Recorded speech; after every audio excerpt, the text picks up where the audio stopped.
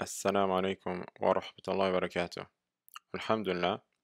In this lesson, we'll be discussing the difference between nouns that are aqil and nouns that are ghayr aqil, rational and irrational nouns. So nouns in the Arabic language can be classified into two categories. Aqil, which are rational nouns, which are nouns that refer to things that have an intellect, so human beings, jinn, angels, things of that nature. Then we have nouns that are ghayr aqil, which are irrational nouns, which are nouns that refer to things that do not have an intellect, so objects, animals, and the list goes on. So an example for a noun that's aqil is mudarris, or imam, for example, or muslim, and the list goes on. An example for a noun that's irrational is like kitab, bayt, sayara, all these things that point to inanimate objects. So the reason why this distinction is important is because when these nouns will go into their plural forms, the way that we're going to treat them is going to differ based on whether they're aqil or ghayr aqil. So there's an important difference between these two groups when they're used in their plural forms. The noun that's aqil are treated as regular plural nouns. On the other hand, nouns that are ghayr aqil are treated as feminine singular when they're in their plural form. And this is where it gets a bit complex, but inshallah this video will make it a bit clearer. So nouns that are aqil are treated as regular plural nouns, meaning what?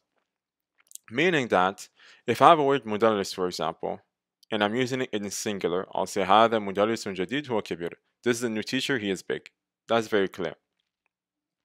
When I change this noun mudarris to its plural form, which is going to be jam'u mudhakkar salim, I'm going to treat it as if it was a plural, meaning I'm going to have to change every single other element in the sentence from its singular form, هذا, to its plural form, هؤلاء. جديد جدد. هو هم كبير كبار. So I'm treating the word mudarrisun as it is, which is a plural noun. So I change everything else from singular to plural. هؤلاء مدرسون جدد هم كبار. These are new teachers, they are big. These are new teachers, they are big. So this is for the aqil. The aqil is treated as a regular plural noun when it is plural. That's fairly clear. There's no real explanation that needs to be done there. This is the norm. Now what's not norm, if you will, is the ghayr aqil. The ghayr aqil are treated as feminine singular when they're in their plural form.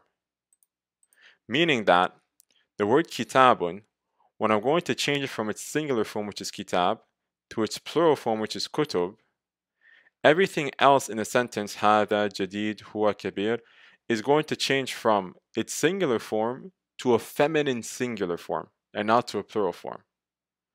So I'm going to say هذا كتاب جديد هو كبير. This is a new book, it is big. هذه كتب جديدة هي كبيرة. So هذه here is translated as these, and here is translated as they. Why? Because kutubun is a noun that's غير عاقل, that's irrational. So I'm going to treat it in its plural as if it was a feminine singular.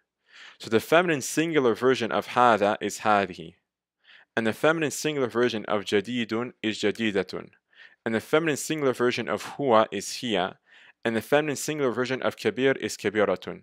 So even though kitabun is plural, kutubun, because it's ghayr aqil, I don't treat it as a plural, but rather I treat it as a feminine singular.